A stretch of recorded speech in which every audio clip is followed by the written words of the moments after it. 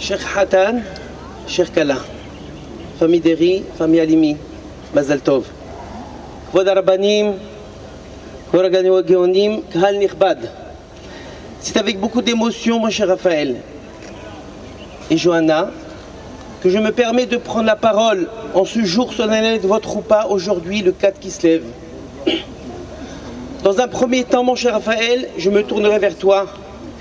Tout d'abord, parce que je t'ai vu grandir depuis ton tout petit jeune âge, et de plus, par ta discrétion, ta gentillesse et ta douceur, qui m'a beaucoup ému profondément.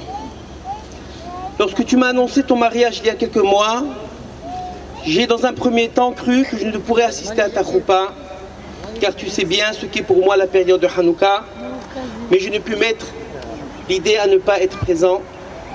J'ai dû donc me résigner à mettre en veilleuse cette semaine du 11 novembre, tout en redoutant le répondeur à mon retour.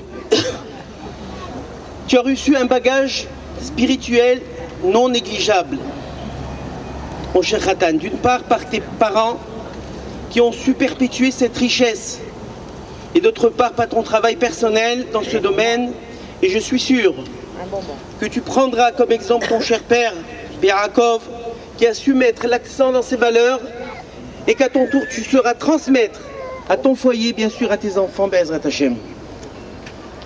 Tu célèbres ton mariage entre deux parachas, celle de la paracha de Toldot et la paracha de Vayetse. Entre deux mariages, celui de Rivka et celui de Léa et Rachel. Eh bien, Rashi ramène le Midrash Rabbah à propos de Rivka, que lorsqu'Yitzhak introduit Rivka dans sa maison, trois phénomènes extraordinaires ont eu lieu. Premièrement, les bougies du Shabbat restaient allumées d'un Shabbat à l'autre. Deuxièmement, il y a une bracha particulière dans la pâte. Et enfin, une nuée était présente au-dessus de leur tente. Ces phénomènes nous apprennent les notions même d'un foyer juif. Eh bien, lorsqu'on se marie et fonde un foyer, il faut tout d'abord faire les fondations.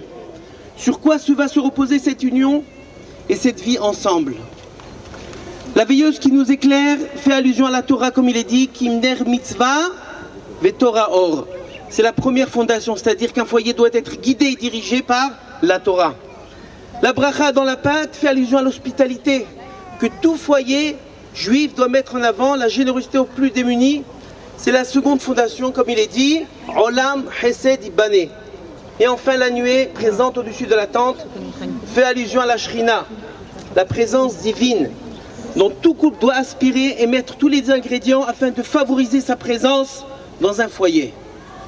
Eh bien, ma chère Kala, Johanna, Claire, Sol, tes noms ne sont pas anodins. Ils évoquent la joie, Johanna, la clarté, Claire, la musique, comme on dit, la clé de Sol. Eh bien, désormais, les clés sont entre tes mains. La femme juive est appelée Akeret Baït, c'est-à-dire l'essence même d'un foyer. Tu as pour mission de conjuguer amour, passion et joie toujours dans les chemins de la Torah. Et toi, mon cher Raphaël, jaïs, la Gemara nous enseigne Caché Zivugo qui Kriyat Yamsouf. Kriyat Yamsouf, c'est juste derrière les barrières là.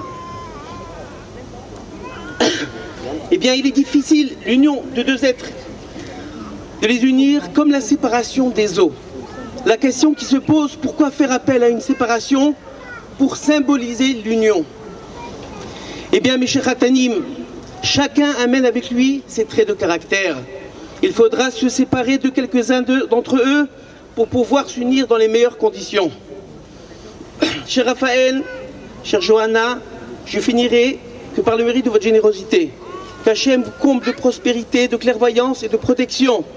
Et enfin une pensée à Pépé Maklouf, à Mémé Gracia, Mémé Rina et Mémé Sol, qu'elle est partie il y a tout juste un an.